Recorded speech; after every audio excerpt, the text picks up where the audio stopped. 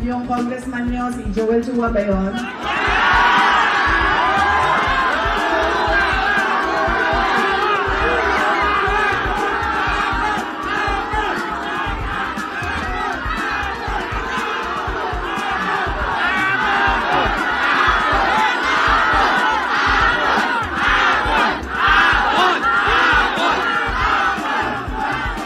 Sabi nung isang kaibigan ko na tiga Cebu, na kaibigan din niya.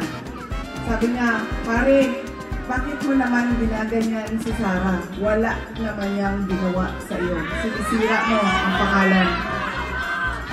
Sabi niya doon sa kaibigan namin, utang ina pare, hindi ko naman kilala si Sara at hindi niya ako kilala. So ano bang pakialam ko sa kanya? Utang ina rin. Utang ina rin. Nandito ako ngayon sa distrito niya.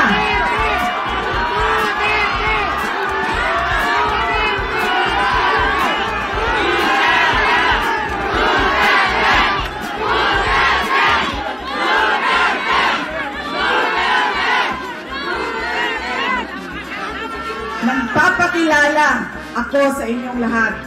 Ako si Sara Duterte. Kaya ko makipag-away sa kanal.